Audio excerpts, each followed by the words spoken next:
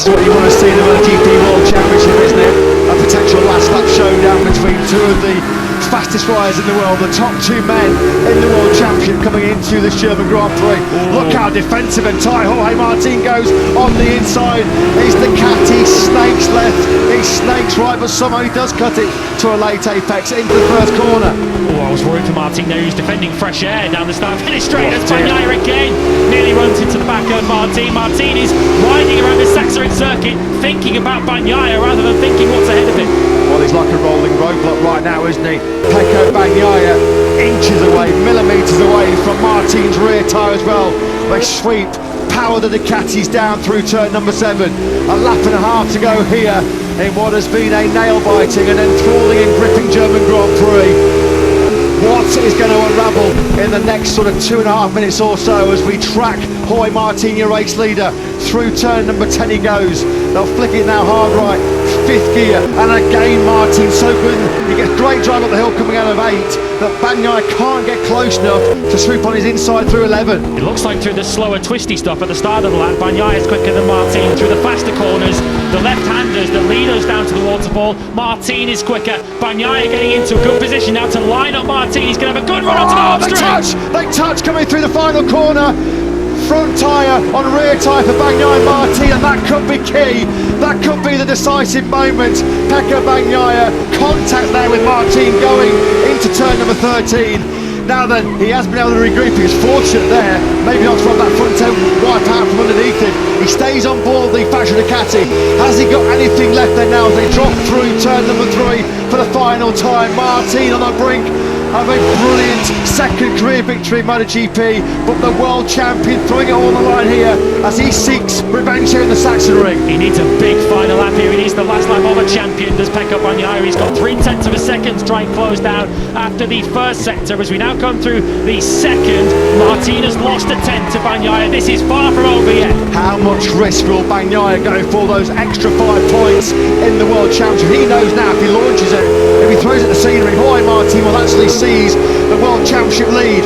We're coming down now to the final 2 corners.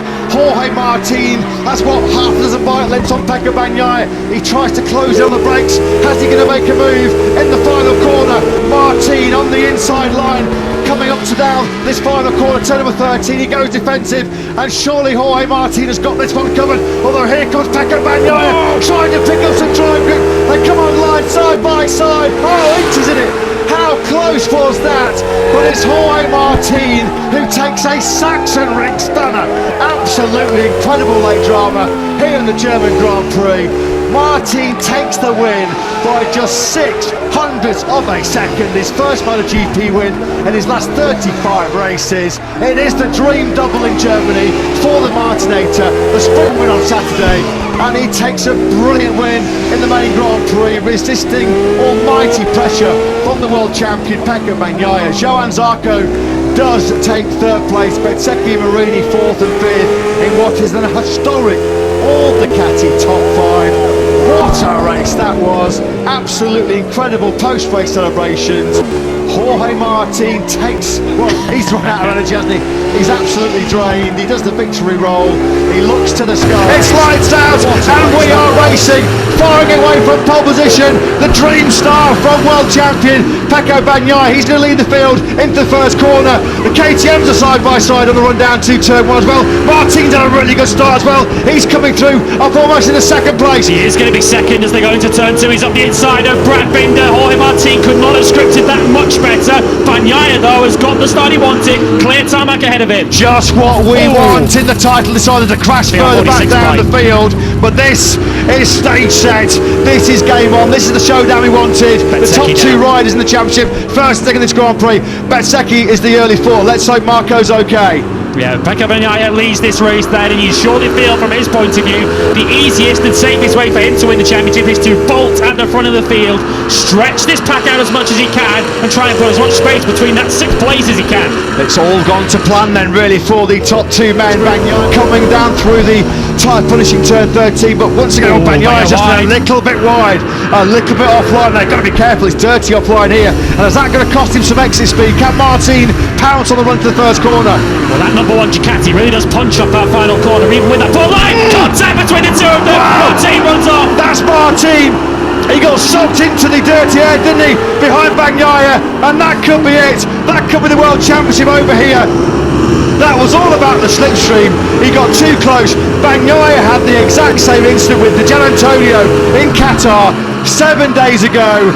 Have we just seen the key moment of this year's MotoGP World Championship at Turn 1 on lap 3 here in Valencia? Well, that's cost Jorge Martin 6 places. Bindem up to second now from Miller, Zarco, Vinales, Marc Marquez and Alex Marquez. All of those riders are between Bagnaia and Jorge Martin. It cost him, as you can see left of the screen, over 2 seconds. They've got to send a message now, haven't they, to Bagnaia? Surely now. Must have felt it. Bagnaia, yeah, he must have felt it. You've got no idea how close that was to disaster.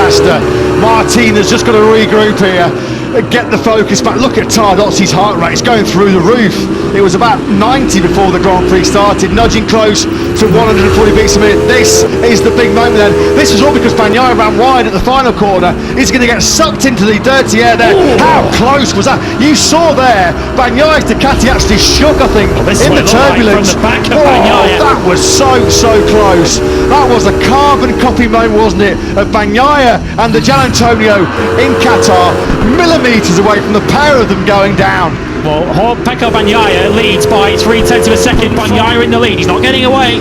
Bagnaia will be breathing a huge sigh of relief if he does win this championship and he sees a replay of that incident at Turn 1. Binder now starting to build some relentless pressure on the World Champion's rear tyre. That's the championship picture as it stands right now, as Martin working his way firmly back into contention here. On the inside of Maverick Vinales is going to try and tough it out. On the inside they go through Turn 5, shaking his head. Maverick Vinales is out there fighting for Aprilia. He's paid the mega bucks by Aprilia to finish on the podium and win Grand Prix. He's not going to on Vinales. Ran a little bit offline. The gap was clearly there. Vinales was going to take it.